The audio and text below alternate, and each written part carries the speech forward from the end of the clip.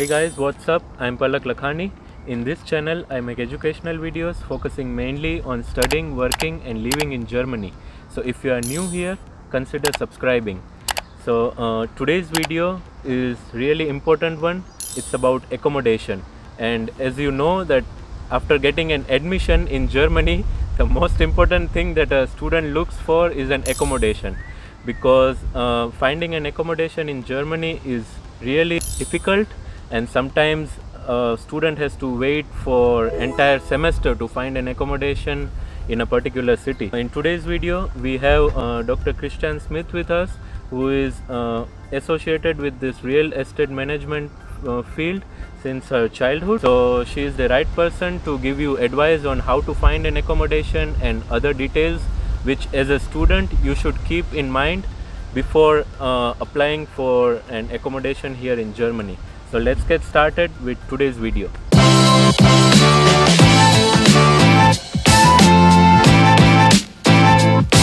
Right.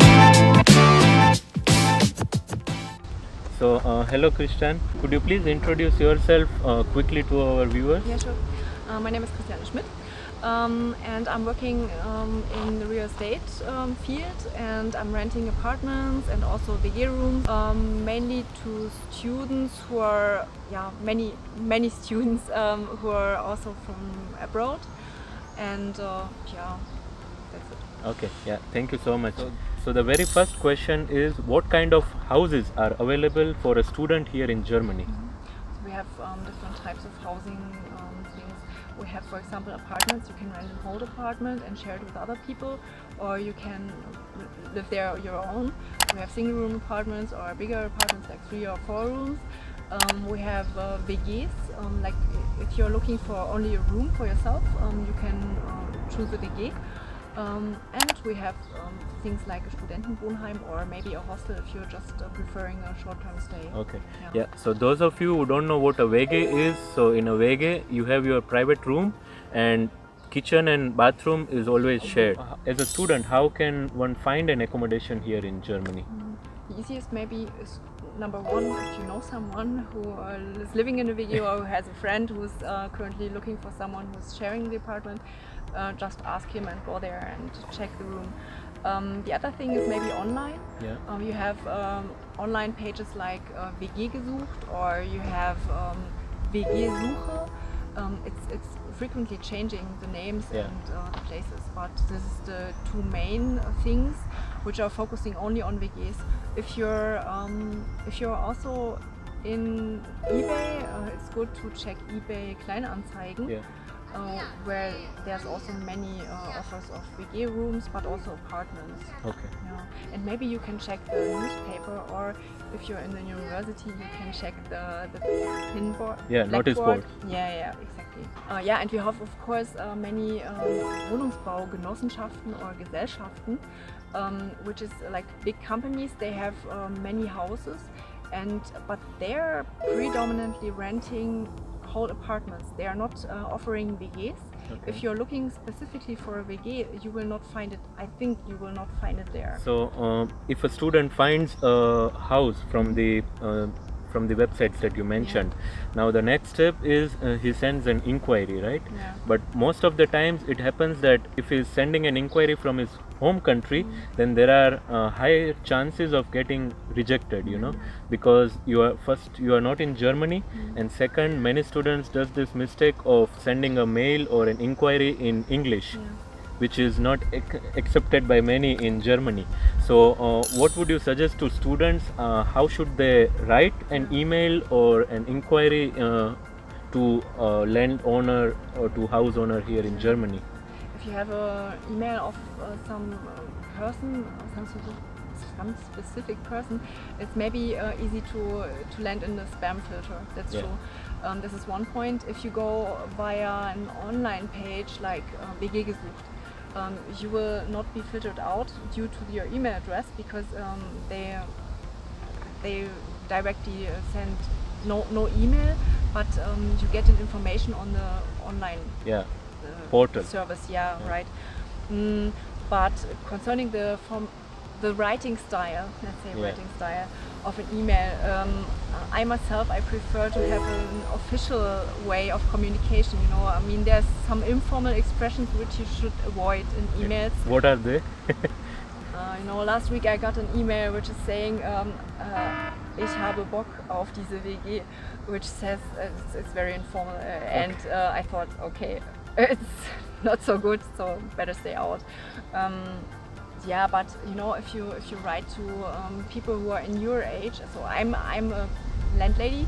If you're writing to people who are students, maybe they like this kind of expression. But as a professional real estate person, it's for me not so appropriate. I better like it formal, like I read your ad and I would like to see the room or the place. Can you show me? Can we make an appointment for seeing the apartment? This is more professional, and I think being polite is very important. Yes. If someone writes an email and he gets rejected, then what should he do next? Look for a different property, a place to stay. If he gets rejected, I mean, first of all, I would never, if you're really seriously looking for a room, for example, it's better to check several ads and to write to several people that you want to see the room or the apartment, because the market is more like there are so many people looking for a house, and in this case, better be on the safe side if you write several things. And if you get rejected, just keep on looking forward and choose the next one. Okay. If the email gets accepted and if the landlady or landlord says that okay, you can come to Germany and we can book an appointment, then what are the next steps that a student follows after coming to Germany? So when he has found the accommodation and he wants to rent it, he needs to go to the city registration. He needs to get a home address, let's say a home address. But for that he needs the contract. So that means that the place where he stays, or he or she stays, should be fixed before. After that, city registration, you need to have an address and you need the contract for the apartment, and you need, like we call it Wohnungsgeberbescheinigung. This is something which your landlord or landlady has to fill in and sign, and then you go to the city registration. Okay. And after doing city registration, every other step will follow. Like, first of all, when you come to Germany, you need to find a house, because without finding a house, you cannot move forward. It's like a cycle, you know. You come to Germany, you find a house, you do city registration based on the house address, and after getting a house address, you can open a bank account, because all your letters and also your health insurance letters, everything needs an address. So of course you can provide temporary address of your friend, but in most of the cases you need your house address in order to proceed with the further steps or with the further procedures here in Germany. And what are the further costs that a student has to pay to a landlord or a landlady here in Germany? So first of all, we have the rent, which is paid every month. Then you have to pay the deposit. The deposit is only paid once, and you get it back when you leave the apartment in a proper state. If the apartment is totally destroyed, you won't get it back. Okay. The rent is containing like additional costs for, we call it Betriebskosten, like for water, for heating. But the rent, we have to distinguish between cold, we call it cold rent, without costs for water and heating, and the warm rent is containing everything else. Okay. But electricity and TV, for example, and mostly also internet is extra. Okay. What amount of rent needs to be paid in the first month? I think it's strongly depending on the landlord. Usually it's, according to German law, it's okay to ask someone who's renting an apartment for 3 cold rents in advance. Exactly, yeah. But more than this is usually not accepted. Okay. As far as I know. But generally you have to pay the deposit. This is number 1. So this is, let's say, maximum 3 rents, and the first rent for the month. where you're moving in. So a student has to register his address with EVH, right? So EVH here, as you call it in Germany. So does a student has to do it himself, or his landlord or landlady does on his behalf? That's also different. Some landlords do that themselves. For example, me, because I want to be on the safe side that really the electricity is paid by the person who's moving in. Okay. But some, as far as I know, some landlords do not do that for their tenants. So you have to take the protocol of the handover of the key. There's all the counting device, the measurement devices for electricity, for water, for heating, and so on. It's named there, and you take this copy of it, go to the EVH, and they will do everything else. Okay. Great. And does the rent increase in Germany after each year? Sometimes.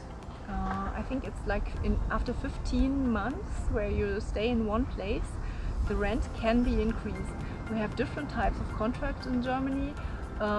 Some contain from the beginning that after, let's say, 1 year, you have to pay 10 euros more or something.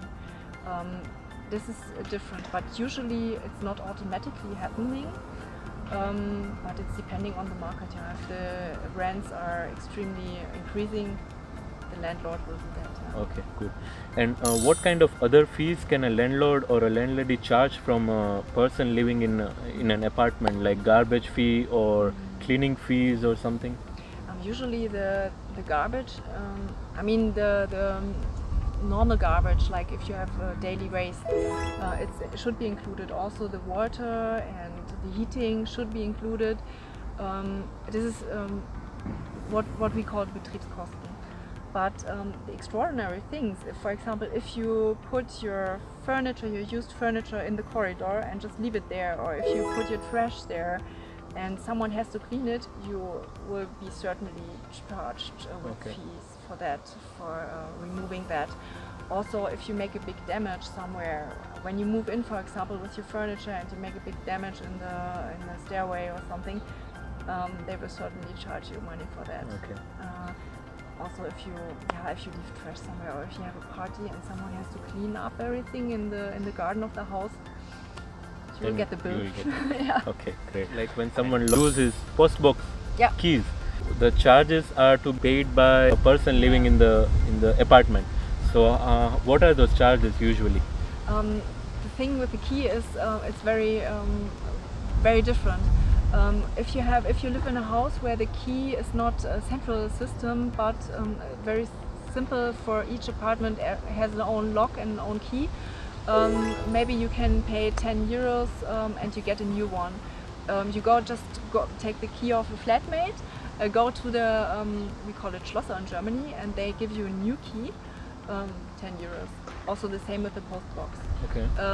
But if you cannot, if you have no second key which you can duplicate, and you cannot open the lock of your door, for example, and someone has to open it for you, it's gonna get really expensive. Then it's maybe roughly 300 euros. Okay. Depending on the time of the day, you know, if they have to come at night or on the weekend, it's getting more expensive. Then thank you so much, Christian, for the detailed information. You're welcome. I hope this video helps all of you who are looking for an accommodation in Germany. So that's it for this video, guys. And if you have any further doubts, you can leave them in the comment section below. And see you in the next video. Till then, take care and stay safe.